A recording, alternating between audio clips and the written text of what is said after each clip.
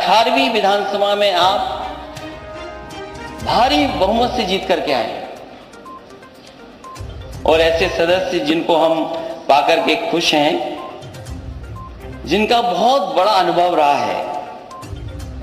आप सदन में कई मौकों पर कई समितियों के सदस्य रहे हैं, आपके पास अनुभव भी है, आप लोकप्रिय नेता भी रहे, और क्योंकि उस शहर से आप आते हैं जिस शहर ने न जाने कितनी ऊंचाई तक कारोबार होते देखा है, वो ऐसा शहर एक समय पर मैनचेस्टर ऑफ इंडिया कहा जाता था, उस शहर से आप आए हैं। और मुझे उम्मीद है कि जब कभी भी हम लोग सवाल उठाएंगे, आप अपनी ड्यूटी निभाते हुए, क्योंकि बहुत बड़ी जिम्मेदारी स्पीकर की ड्यूटी है, जिम्मेदारी बड़ी है, क्योंकि उन्हें हम सदस्यों के राइट्स को प्रोटेक्ट भी करना है। कई बार ऐसा होगा कि जहां हमें आपकी जरूरत पड़ेगी और बिना आपके स्वस्थ लोकतंत्र नहीं चल सकता। हालांकि आप राइट साइड से आए हैं, लेकिन ध्यान आपको लेफ्ट में रखना है। अब आपको उन्होंने छोड़ दिया है, मुझे उम्मीद है निष्पक्ष हैं आप, और आपको अब छोड़ दिया उस स्थान पर बैठा करके। आप राइट की तरफ नहीं देखेंगे,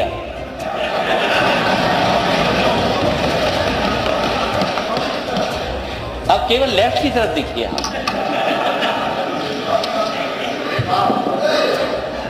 और ये हाउस के वो रेफरी हैं, आप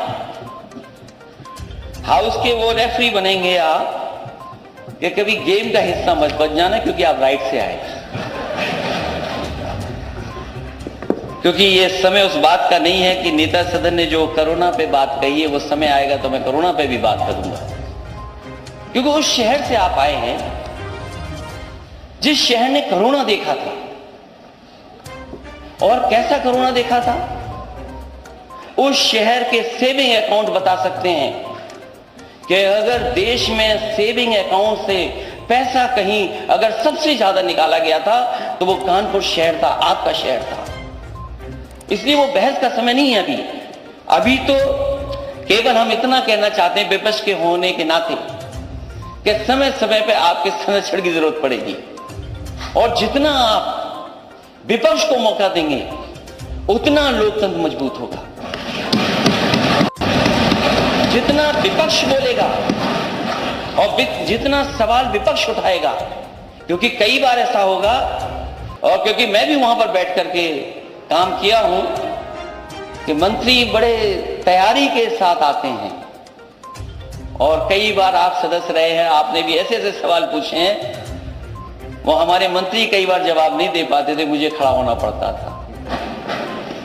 इसलिए वो अनुभव आपके पास है, उस समय आपके संरक्षण की जरूरत पड़ेगी, क्योंकि आज इलेक्टेड गवर्नमेंट के आप स्पीकर हैं। हम सब जनता के बीच में गए थे, उसके बाद इलेक्ट होकर के आए, और जब हम इलेक्ट होकर के आए हैं तब हमने आपको इलेक्ट सर्वसम्मति से बैठाया है। आपको उतना ध्यान देना पड़ेगा कि जो इलेक्टेड गवर्नमेंट है वो कहीं तानाशाह गवर्नमेंट ना बन जाए।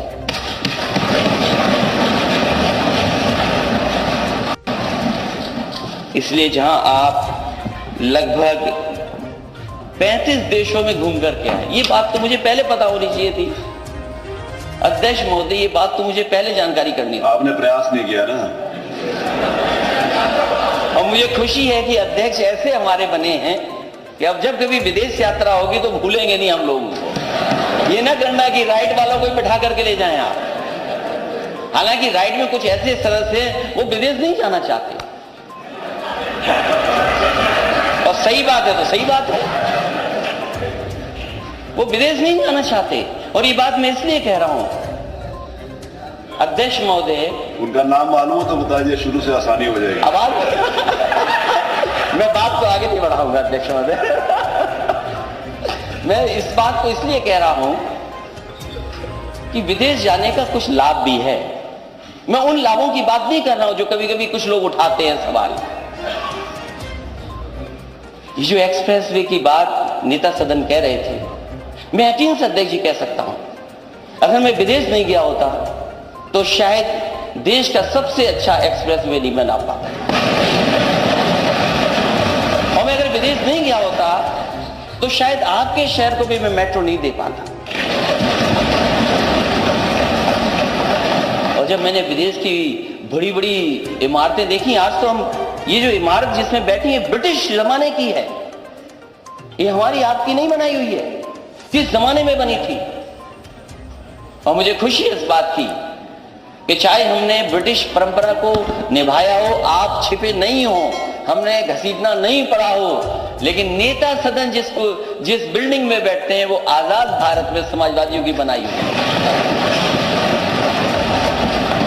अभी मैं उस बहस में नहीं जाना चाहता हूं कि टेबल बड़ी बजाई गई थी कि 3 लाख जाने कितना 1000 करोड़ की सहमति हुई है। अध्यक्ष जी, आप उस पद पर हैं, हम आपसे बहस नहीं करेंगे, क्योंकि सच्चाई आप भी जानते हो, सच्चाई मैं भी जानता हूं। और जो सदस्य बोल रहे हैं, अध्यक्ष जी इनको कमरे में आकर बुला करके बता देना।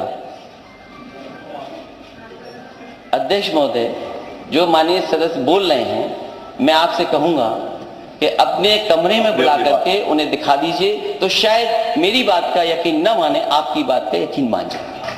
मैं इन्हीं शब्दों के साथ, मुझे खुशी है इस बात की कि एक बहुत अनुभवी व्यक्ति और एक ऐसे अध्यक्ष का मुझे बधाई और धन्यवाद देने का मौका मिला है जो समय और आज की परिस्थितियों को समझते हैं। वो जानते हैं हम दुनिया में कहाँ खड़े हैं, वो जानते हैं कि हमें कितने कठिन रास्ते आगे तय करने हैं। जिस प्रदेश में और जिस प्रदेश ने इतने प्रधानमंत्री दिए, उस प्रदेश का नौजवान अगर फांसी पर लटक जाए क्योंकि वो अपना कैरियर नहीं बना पाया, शायद उससे बड़ा दुख नहीं हो सकता।